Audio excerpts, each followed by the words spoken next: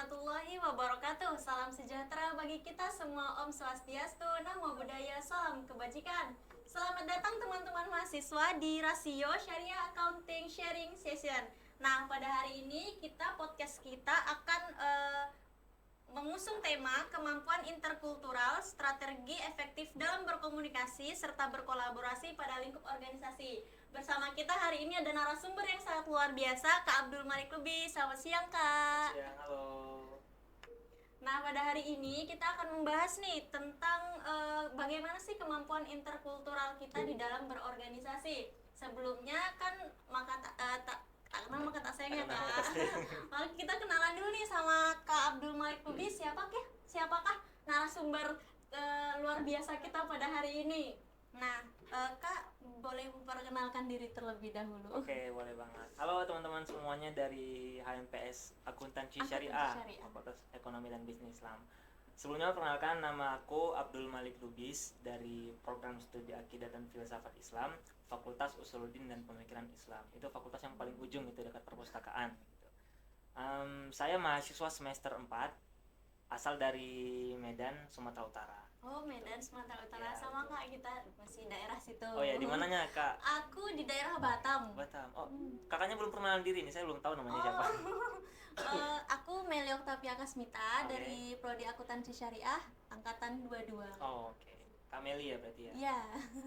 Sebelumnya boleh ceritain nggak sih Kak, pertama kali masuk ke kampus UIN, kenapa jauh-jauh dari sana harus ke UIN Suka gitu Kak? Oke. Ini cerita tentang perjalanan masuk kuliah berarti ya? Oh, iya. Oke, jadi saya ini itu madrasah aliyah ya, awalnya di Islamic Center Sumatera Utara di Kota Medan. Di Kota Medan. Terus pada saat itu ada pembukaan pendaftaran SPAN PTKIN. Jadi emang kemarin saya pengen masuk UIN sih gitu Kak. Emang saya pengen masuk UIN karena emang orang tua saya menuntut saya untuk selalu berada di jalan kebenaran. Maksudnya di agama, lingkup agama gitu ya. Jadi saya milihnya UIN, dan emang UIN yang paling top pada saat itu emang UIN Sunan Kalijaga. Sebenarnya ada dua, kemarin pilihan saya itu ada dua, ada UIN Sunan Kalijaga sama UIN Jakarta. Cuman karena lingkungan gitu ya, di Jakarta ya kita tahu lah keras banget gitu kan, di Medan aja keras apalagi Jakarta gitu kan.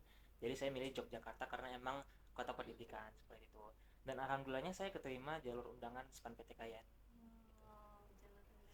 Terus berangkat ke Jogja. Jauh ya Kak dari sana sampai ke Jogja? Iya, jauh banget Kak. Kalau pulangnya mahal. Oh iya. Sama kita ngerasain hal yang sama. Oh iya, Batam juga ya? Iya.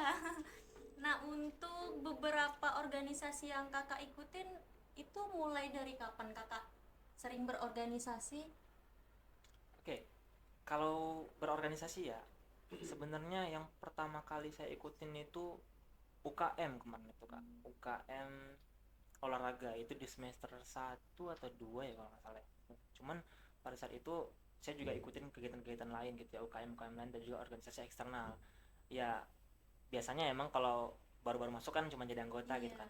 Dan untuk posisi sekarang itu yang ada di situ kayak komunitas yang saya bangun sendiri dan saya pimpin di situ itu baru 1 tahun ke belakang. Jadi semua yang ada di situ tuh dalam 1 periode ke belakang, baru 1 tahun jadinya umurnya. Gitu. Berarti dari semester 1 udah mulai aktif ya Kak? Semester 1 udah mulai masuk organisasi gitu. Itu karena emang hobi atau? Nah jadi menurut saya ya, kalau jadi mahasiswa, apalagi jadi pemuda, anak muda gitu kan, yang masih fresh lah untuk menerima ilmu ya, menurut saya perkuliahan aja nggak cukup. Ya perkuliahan aja nggak cukup. Walaupun ya sebenarnya di perkuliahan saya udah pusing ya dengan mata kuliah, tapi menurut saya itu nggak cukup. Karena di perkuliahan itu kita hanya masuk teori-teori, kita hanya masuk ilmu pengetahuan yang dibukukan gitu kan. Kita nggak ada action gitu ya. Ini maksudnya berarti mata kuliah saya, maksudnya jurusan saya ya, jurusan filsafat yang pure teori gitu kan. Kalau teman-teman yang dari ekonomi mungkin atau mungkin dari hukum kan ada aksinya, ada actionnya, ada magang gitu segala macam. Kalau saya nggak ada. Jadi menurut saya kalau cuma ngandelin kuliah, soft skill seperti leadership, skill komunikasi itu nggak bakal kebentuk. Jadi makanya saya cari ilmu-ilmu lain di luar dengan mengikuti organisasi gitu. Dari banyak organisasi kita kayaknya sedikit ingin berkenalan. Kakak ada ikut di Youth Ranger Indonesia sama Trust Ranger Indonesia?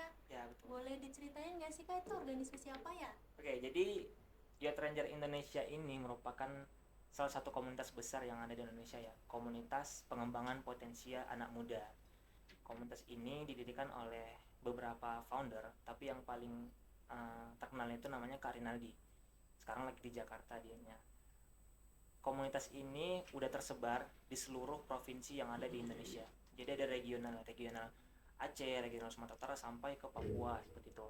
Fokusnya pengembangan potensi anak muda. Dan di dalam Youth Ranger ini atau yang biasa kita sebut sebagai YRI, itu ada banyak program-programnya gitu kan.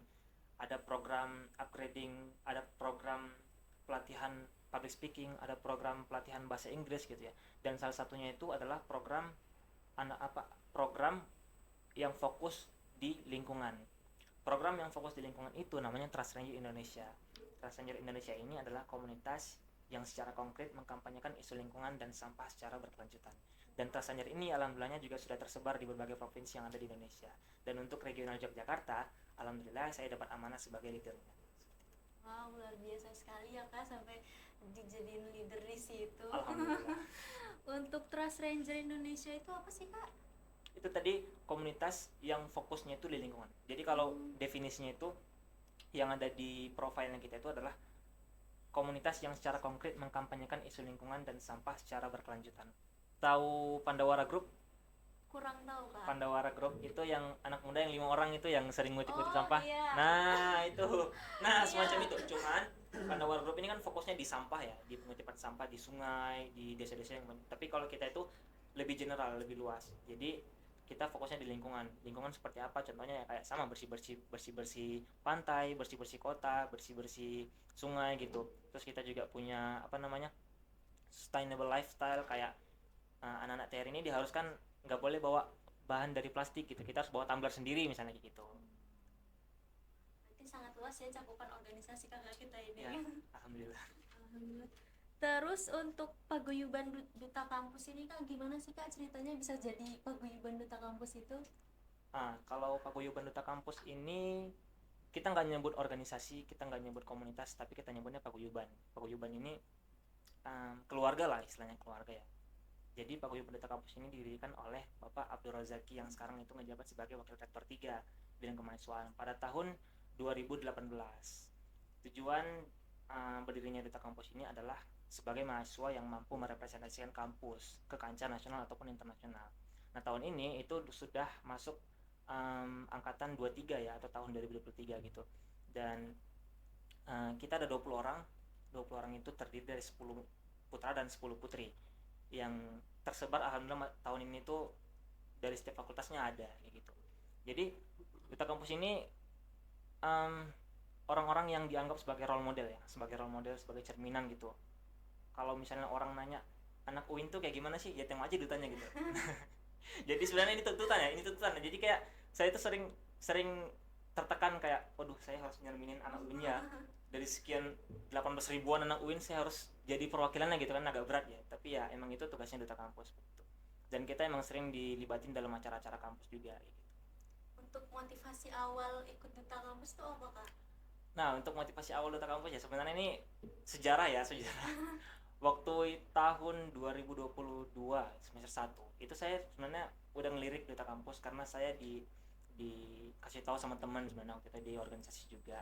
Dia bilang, "Lik, kayaknya kamu potensial masuk duta kampus itu." Cuman saya belum kepikiran karena satu saya masih maba waktu itu, dan memang persyaratannya itu minimal semester 3 gitu. Jadi tapi karena saya pengen masuk duta kampus, kayaknya bagus nih duta kampus ini bisa sebagai batu lompatan kita untuk bisa sukses ke depannya gitu kan.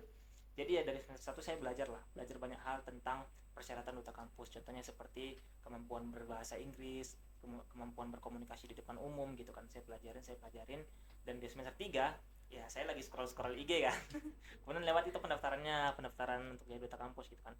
Cuman pada saat itu emang niat awal saya itu mau masuk duta kampus itu di semester 5 sebenarnya Kak. Di semester 5. Pada saat semester 3 lewat pendaftarannya saya mikir kayak coba aja apa ya, kalau misalnya nggak lolos ya memang berarti harus semester 5, kalau misalnya lolos ya alhamdulillah gitu kan. Alhamdulillahnya lolos, masuk itu pengumuman 10 besar sebagai finalis ya. Dan emang target utama saya itu sebenarnya jadi dutanya, bukan jadi juaranya gitu ya. Jadi target saya ya udah masuk finalis udah jadi duta gitu kan, 1 dari 20 orang gitu kan. Tapi ya mungkin Allah beri jalan ya, Allah beri kemudahan, saya ikutin karantinanya, saya ikutin ajang unjuk bakatnya, saya ikutin grand finalnya, Q&A dan sebagainya, dan alhamdulillah terpilih sebagai juara. Wow, sangat luar biasa. Jadi melebihi ekspektasi sebenarnya kak. Untuk posisi kakak sekarang di Duta itu tugas-tugasnya ngapain aja nih kak? Nah jadi dari 20 orang ini kita memang punya struktural kak, kita punya struktural dan kita punya divisi-divisi. Kita punya ketua paguyuban juga, namanya Kak Ahmad Nasiruddin dari Fakultas Syariah dan Hukum. Nah posisi saya itu, dan kan alhamdulillah sebagai juara satu nih ya, juara satu itu kita sebut sebagai winner atau pemenang gitu ya. Ada 2 orang, putra dan putri, satu laginya itu putri, namanya itu Adilia dari Fakultas Adat dan Ilmu Budaya. Kita di Duta Kampus posisinya di paling atas kak. Jadi winner ini istilahnya kayak duta utamanya gitu, duta utama win gitu ya. Jadi dari 20 orang itu ada duta utamanya gitu. Nah itu yang juara satu, saya dengan Adilia. Berarti masih udah di atas ketua Duta kampusnya. Nah iya, di atas. Terus di bawah saya itu baru ketua paguyubannya. Ketua paguyuban, baru di bawahnya lagi itu BPH ya, kayak sekretaris bendahara kita juga ada, kemudian divisi-divisi lainnya gitu. Sangat luar biasa ya posisinya. Untuk di organisasi nih kak, tantangan-tantangan apa saja sih kak yang kakak rasain selama berorganisasi nih? Karena kan kita kadang banyak hambatan. Nah, tantangan utama yang paling sering terjadi dalam mengurus organisasi atau komunitas itu adalah persoalan manajemen waktu kak. Ini memang sangat-sangat sering terjadi ya, apalagi sebagai mahasiswa yang punya kewajiban untuk berkuliah gitu ya. Organisasi ini kita jadikan kan sebagai nomor 2 atau nomor 3 gitu kan, untuk tetap kuliah. Dan yang paling sering terjadi itu adalah nabrak jadwalnya gitu kak. Misalnya saya harus ngurusin komunitas ini tapi saya punya jadwal kelas gitu kan, apalagi dosennya killer gitu kan, nggak bisa izin gitu kan. Nah ini sering banget terjadi gitu kak. Dan selain itu dalam memanage komunitas atau organisasi kan kita nggak sendiri nih, punya banyak teman nih, teman-temannya juga orangnya sibuk-sibuk semua gitu. Iya, Jadi mereka juga mahasiswa gitu kan, apalagi mahasiswa semester atas gitu ya, susah banget untuk diganggu gitu kan. Misalnya kita punya project, minta tolong ke divisi ini untuk ngerjain ini, dia ada jadwal kuliah, ada tugas kuliah misalnya, itu susah banget. Nah itu hambatan yang paling sering terjadi di komunitas atau organisasi gitu. Untuk komunikasi nih kak, membangun komunikasi yang efektif di dalam organisasi itu gimana sih kak? Nah saya diajarin ya sama Karinaldi yang saya bilang tadi, itu pendiri Youth Ranger Indonesia. Kemarin kita pernah ketemu di forum kesukarelawanan dari Kementerian Pemuda dan Olahraga Kemenpora di Jogja kemarin. Dia datang berkunjung, terus kita sempat cerita-cerita. Saya termotivasi sama dia, saya terinspirasi dari dia gitu kan. Dia itu leader yang terkenal dengan humble ke semua anggotanya gitu. Jadi walaupun dia itu founder ya, anggotanya tersebar di seluruh daerah Indonesia gitu ya, dia ketemu teman-teman yang lain itu nggak pernah ngerasa kayak yo aku leader gitu, aku founder, aku bosnya gitu, nggak pernah. Jadi dia selalu ngerasa kayak oh kita teman, kita sama-sama anak muda yang punya impian yang sama gitu, misalnya kan kita sama-sama anak muda yang pengen sukses ke depannya gitu ya, jadi kita sama aja gitu, nggak ada perbedaan-perbedaan. Dan ini saya terapin di komunitas saya di Trust Ranger gitu. Saya sama teman-teman juga walaupun mereka ada yang di bawah saya, maksudnya di bawah situ ada tingkat gitu kan, ada juga yang bahkan cutting gitu ya, kakak tingkat gitu ya. Jadi cara saya ngerangkul mereka itu dengan memposisikan diri saya sama dengan mereka gitu. Walaupun saya leader di situ, teman-teman saya sebagai member atau anggota gitu kan, tapi ya kita sebenarnya kita sama-sama anak muda yang punya tujuan yang sama gitu kan. Itu saya terapin. Jadi misalnya kita lagi ngumpul nih, nggak ada nih kakak ini leader jadi harus dihormatin gitu, nggak ada, kita sama. Ya kalau misalnya kamu teman saya, kamu di sini nggak ada masalah, kamu di samping saya nggak ada masalah, kamu pesan apa nanti tak traktir gitu kan. Nggak masalah gitu, nggak ada perbedaan struktural di situ. Tapi kalau misalnya kita lagi bertugas, kita lagi ada project, ya emang ada gitu kan, saya sebagai leader, kamu sebagai divisi ini gitu. Nah dengan cara begitu, dengan cara menyetarakan diri dengan yang lain, teman-teman yang lain itu bakal ngerasa nyaman, bakal ngerasa enak nih, kakaknya nggak orang yang buta hormat gitu, nggak gitu kan. Jadi mereka karena sudah enak, komunikasinya pun bakalan enak, kita bakalan nyambung, kita bakal bisa ngedekat dengan mereka, ngerasain emosionalnya mereka seperti itu. Sangat luar biasa ya teman-teman pembahasannya. Jadi walaupun kita di berbagai divisi, di berbeda struktur, tapi kita harus tetap punya jiwa kekeluargaan ya kak. Betul, ya betul. Jiwa kebersamaan, karena kita punya satu tujuan yang sama. Boleh. Untuk di posisi duta, apa saja sih benefit yang bisa didapatkan dari duta? Wow, persoal benefit ya, ini sebenarnya krusial untuk dibahas tapi ya kita harus bahas gitu ya. Benefit jadi duta itu banyak banget Kak. Jadi bukan benefit sih, tapi lebih ke privilege ya. Privilege sebagai duta itu saya katakan banyak lah gitu, karena saya sendiri ngerasain perbedaan antara saya sebelum dan setelah jadi duta itu sangat jauh banget. Saya bisa katakan bahwa yang tadi saya katakan berbagai komunitas atau organisasi itu baru ada dalam periode setahun ini gitu. Sebelum saya jadi duta itu sebenarnya masih kacau gitu, saya belum tahu cara manage-nya gitu, tapi di duta saya bisa diajarin gitu kan gimana cara manage sesuatu kayak gitu. Nah untuk privilege-nya sendiri, sudah pasti kita lebih dikenal oleh dosen gitu kan, misalnya lebih dikenal oleh dekan kita. Tapi ini juga tergantung ketika kamu jadi duta, kamu tonjolin gak diri kamu selanjutnya gitu. Misalnya kamu udah menang nih di grand final nih sebagai apa gitu, setelahnya kamu nunjukin gak, kamu lanjutin gak, kamu kembangkan kak ini skillnya gitu kan. Ada beberapa duta yang setelah kepilih redup gitu ya, nggak pernah ada kegiatan duty apa nggak mau ikut misalnya gitu kan ya. Kalau misalnya kita pengen dapat privilege kayak gitu ya, kita tunjukin misalnya kita ikut di berbagai kegiatan kampus gitu kan. Contoh kecilnya ya kayak di fakultas, misalnya di fakultas ngadain seminar, nanti kita dilibatkan sebagai MC atau sebagai moderatornya gitu kan. Atau mungkin di tingkat universitas ada acara ngundang menteri misalnya di MP misalnya gitu kan, multipurpose. Nah duta kampus itu sering tuh diajak kayak jadi among tamunya gitu, yang nyambut gitu kan. Atau sering juga diajakin sebagai panitia ngebantu teman-teman bapak-bapak dosen gitu kan. Atau kita juga sering banget di acaranya wisuda itu teman-teman dari itu sering diajakin untuk jadi MC yang kayak manggil nama-nama wisudawan gitu tuh sering banget juga gitu. Dan di luar kampus juga banyak banget kegiatan sebenarnya yang bisa kita ikutin gitu. Kita ada forum duta keistimewaan Yogyakarta, kita masuk di situ. Jadi setiap ada duta lain yang buat acara, kita bakal diundang kayak gitu. Jadi kesibukannya kayak gitu kita terus. Berarti untuk tugas duta di kampus itu sangat banyak ya kak? Banyak banget ya. Wow.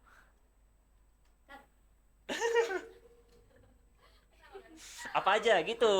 Bingung. Apa aja nih kak gitu?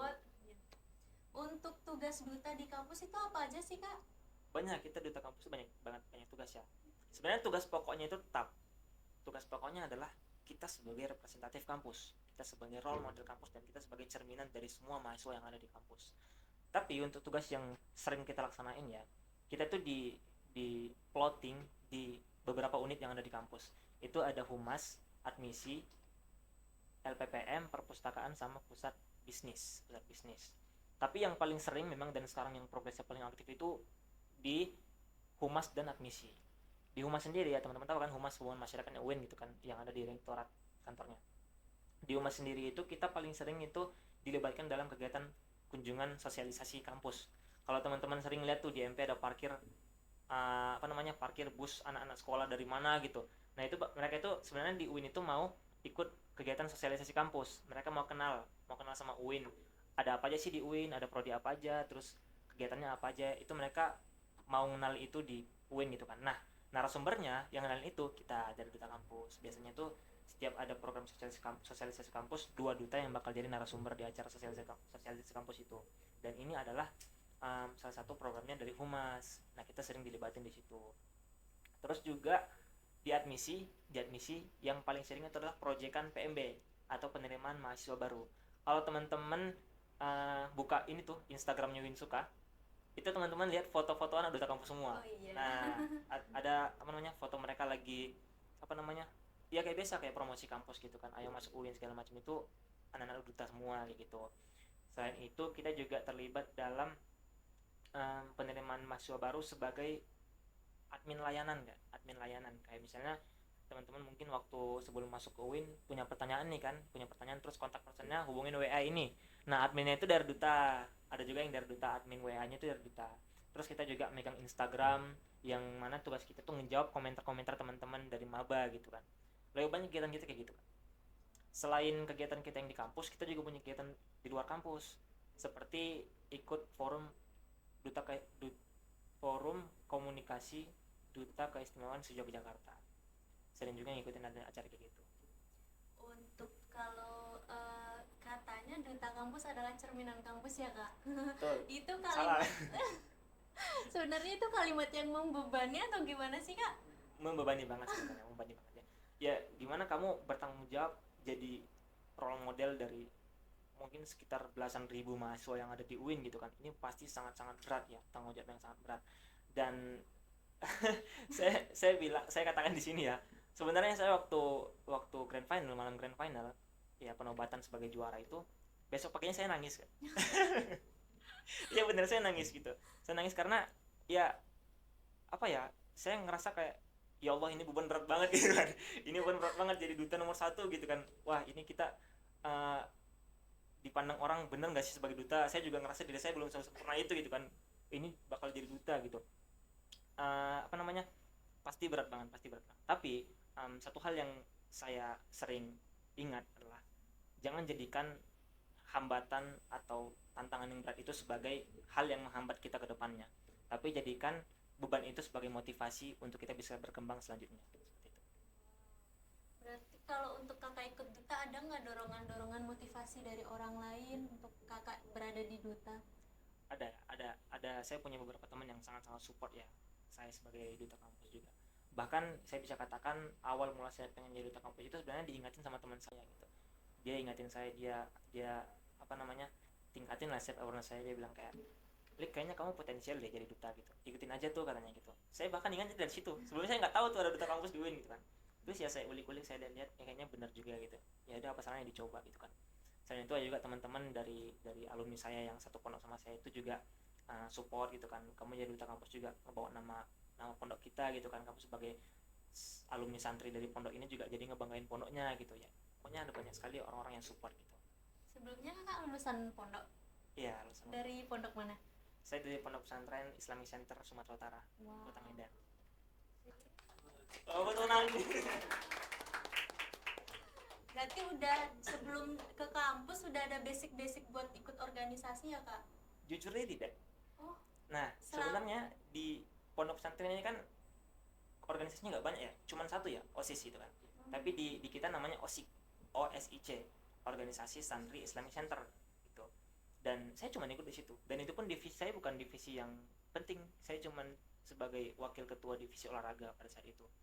Jadi kalau dikatakan apa namanya, skill dalam manajemen organisasi itu kebentuk di SMA, sebenarnya tidak, itu justru dibentuk di UIN ini saat saya kuliah seperti itu. Dan sebenarnya pondok pesantren saya itu bukan juga pondok pesantren yang seperti biasa pondok-pondok umum pada umumnya gitu.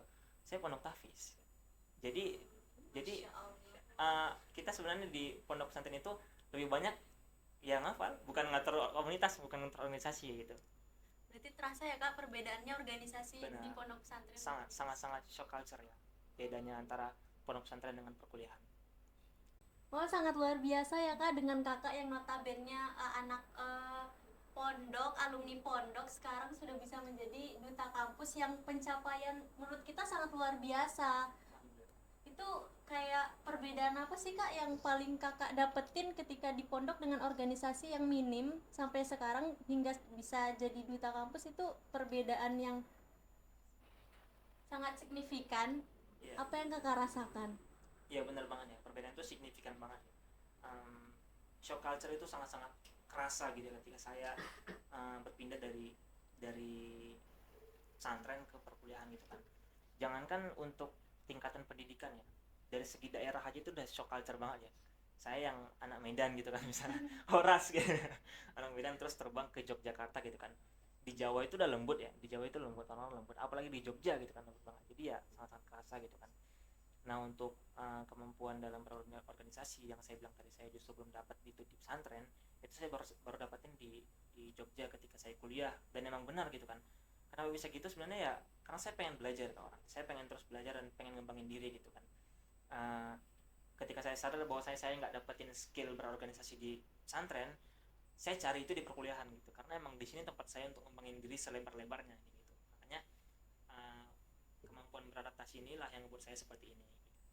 Untuk kesibukan yang sekarang, kakak notabene pondok tahfiz ya, gimana caranya menjaga hafalan tersebut kak untuk kesibukan yang sekarang nih kak? Kadang kan kita banyak banget alumni pondok tahfiz, tapi setelah kita sibuk di organisasi ketika perkuliahan itu malah kacau kak.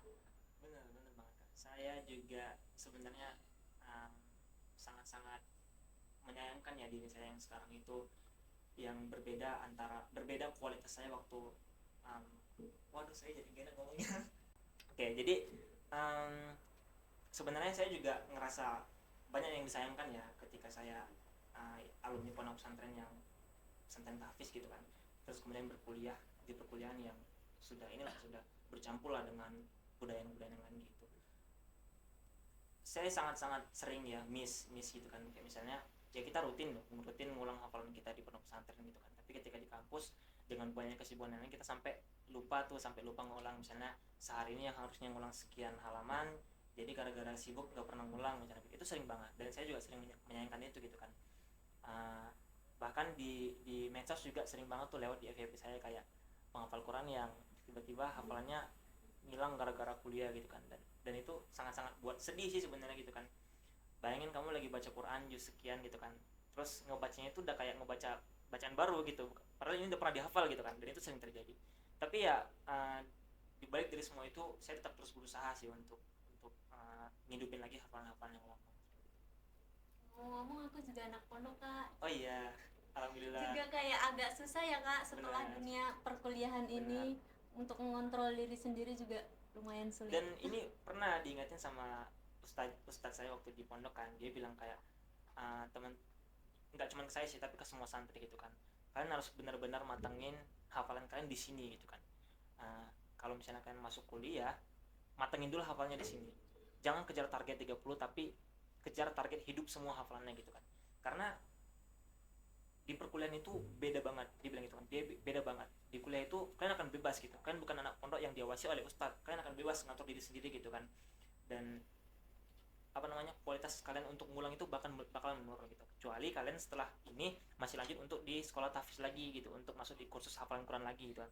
Tapi kalau untuk perkuliahan tolong jaga hafalan kalian. Dan pada saat itu saya termasuk orang yang nggak terlalu ngedengerin gitu kan, ya sebagai santri yang sudah punya hafalan dan juga sudah kuat hafalnya pada saat itu, ya kita sering gak sih kayak ya sekedar ngomong lah misalnya gitu kan. Tapi ternyata yang bener banget kata itu, dan saya menyesal sampai sekarang gitu kan, kayak nggak terlalu menghirauin perkataan ustadz gitu kan.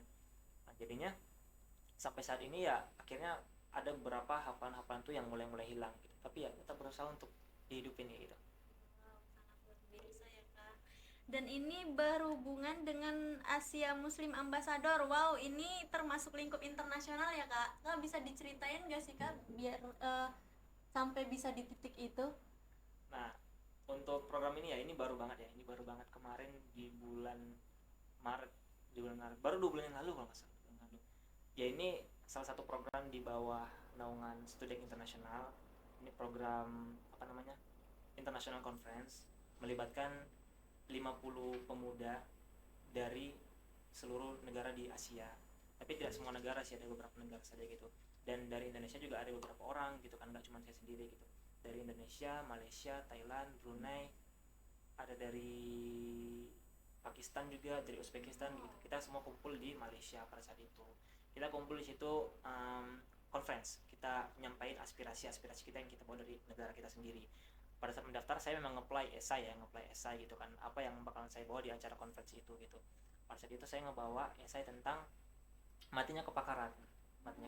Jadi maksudnya itu adalah ketika banyak sekali terjadi orang-orang yang tidak terlalu pakar di bidangnya tapi ya berbicara soal itu gitu, dan membuat orang-orang yang mendengarkannya itu bukan mendengarkan karena dia paham, tapi karena dia otoritas gitu. Dia punya otoritas gitu. Itu yang saya bawa, yang saya presentasikan di acara konferensi internasional di Malaysia kemarin. Dan alhamdulillahnya setelah kita melaksanakan international conference itu, kita dapat gelar. Ada 3 gelar yang kita dapat, yaitu yang pertama Asia Muslim Ambassador atau Duta Muslim Asia, kemudian Academic Presenter, dan Honorable Delegate. Iya sih, iya pokoknya ada 3 itu. Dan sebenarnya itu bukan jabatan, itu cuma sebatas gelar sebagai Duta Muslim Asia. Dengan gelar itu kita diharapkan untuk bisa menjadi contoh pemuda Asia Muslim yang kompatibel, yang punya jiwa-jiwa leadership. Kita juga banyak ngebahas hal-hal yang krusial di sana. Kita juga banyak ngebahas bidang-bidang tertentu seperti isu tentang pendidikan, tentang sosial, tentang kesehatan, dan yang paling sering itu adalah isu tentang Palestina. Itu kita bahas di sana. Untuk benefit dari Asia Muslim Ambassador apa aja sih Kak benefitnya? Untuk benefitnya yang pasti ya, setiap kegiatan internasional itu ada banyak sekali benefitnya. Benefit yang paling saya rasakan sekarang itu adalah saya punya relasi dari berbagai negara. Saya punya teman-teman dari beberapa negara di Asia tentunya gitu kan. Dan ini sangat menguntungkan bagi saya gitu kan, ketika saya pengen kemana saya punya teman di situ gitu kan. Di Malaysia juga saya punya teman beberapa, sehingga ketika saya pengen ke Malaysia saya punya teman nih, jemput dong di bandara misalnya gitu kan. Kemudian yang paling lucunya kemarin itu saya punya teman dari Uzbekistan. Itu ketemunya itu di situ, di Asia Muslim Ambassador itu. Dan kemarin teman-teman ingat waktu Indonesia lawan Uzbekistan? Iya. Nah itu saya ngobrol ke dia gitu kan, negara kita lagi ini nih, lagi tanding nih, kita lihat siapa yang menang ya gitu. Saya ya ini kan dengan perasaan yakin bahwa Indonesia bakal menang, saya bilang kayak gitu. Terus dia bilang kayak, oke kita lihat saja katanya, dan ternyata dia yang menang gitu. Terus dia sampai ngeposting di Instagram kayak bilang, maaf ya teman-teman semuanya, negara saya menang katanya gitu. Jadi gitu, senang banget sih punya teman yang dari luar negeri ya, teman-teman dari mancanegara. Kita bakal dapat experience baru, kita bakal dapat culture baru, gimana sih mereka bersosialisasi dengan teman-teman yang lain. Sulit nggak sih Kak membangun relasi dengan orang di luar negara seperti itu? Itu tergantung orangnya Kak, tergantung orang. Kalau misalnya kita tipikal orang yang tidak mau beradaptasi, tidak mau bersosialisasi, itu bakal sulit. Tapi kalau misalnya ada orang yang senang gitu, senang jumpa dengan teman-teman baru, senang hampirin orang-orang baru gitu kan. Misalnya ada yang nongkrong nih, teman kita nongkrong tuh di situ, kita ada orang yang datang nimbrung gitu kan, bakalan kena tuh kan, bakalan komunikasi sama lain. Tapi ada juga tuh yang lebih memilih pergi, lebih memilih sendiri. Itu sebenarnya tergantung sama orangnya sih, apakah dia orang yang introvert atau extrovert gitu. Dan saya tipikal orang yang senang ketemu dengan orang-orang baru, ketemu dengan hal-hal baru. Saya juga senang banget sama hal-hal baru kayak gitu. Oke Kak, boleh minta kata-kata motivasinya nggak sih Kak buat kita Kak? Oke, baik. Ini juga sering saya katakan ya di beberapa acara yang saya ikutin gitu kan. Saya sering ingatin ke teman-teman pemuda, mahasiswa, anak-anak muda yang pengen sekali untuk bisa sukses ke depannya. Ingatlah bahwasanya kita semua itu punya potensi. Sebenarnya kita semua punya potensi. Hanya saja kita mau coba atau enggak, kita mau cari apa enggak. Karena kebanyakan orang itu hirau akan potensinya, padahal sebenarnya dia punya gitu kan. Ada yang namanya potensi dan kesempatan. Potensi dan kesempatan. Ketika kamu tidak punya potensi, kesempatan akan lewat dengan sendirinya. Tapi ketika kamu punya potensi, kesempatan akan lewat, dan potensi dan kesempatan ini ketika bergabung, dia akan menjadi suatu keberhasilan. Gitu. Jadi saya sering katakan ke orang-orang, kita semua punya potensi. Cari, asah, dan kembangkan. Seperti itu. Wow, sangat luar biasa ya. Baik teman-teman, dari cerita Kak Malik tadi di lingkup internasional Asia Muslim Ambassador ya, kita bisa bercermin dari Kak Malik sebagai notabene nih alumni pondok bisa berkembang sampai jadi duta kampus hingga pencapaiannya di tingkat internasional nih Kak ya, di Asia Muslim Ambassador. Wow, menurut kita itu pencapaian sangat luar biasa sampai bisa di tingkat internasional. Nah, bagi kita nih teman-teman, mungkin kita bisa bercermin dari Kak Malik tadi untuk mengasah terus potensial yang kita miliki dan menggunakan kesempatan yang kita miliki ya Kak. Nah teman-teman, karena waktu kita sudah habis di podcast ini, maka kita akan akhiri podcast ini. Tapi Kak, mungkin ada kata-kata motivasi buat kita semua di sini? Oke, baik. Sebelum kita tutup ya, saya mungkin bakal sampaikan beberapa pesan ke teman-teman semuanya untuk yang nonton video ini gitu ya. Jadilah seorang pemuda yang menyempatkan dirinya dan mengambil semua kesempatan, karena kesempatan yang paling luas itu ada di saat kita masih muda, di saat kita masih bugar, di saat kita masih sehat, dan di saat kita bisa mengakses semuanya. Jadi gunakan kesempatan itu sebaik-baiknya. Kemudian untuk teman-teman semua ya, sebagai pemuda, saya yakin kita semua punya potensi diri untuk berkembang, untuk mencari hal-hal yang baru. Jadi gunakan potensi yang kamu punya, cari, asah, dan kembangkan. Wow, motivasi yang sangat luar biasa ya buat kita. Mungkin kita sudah di penghujung acara di podcast ini, ya nggak sih? Ya.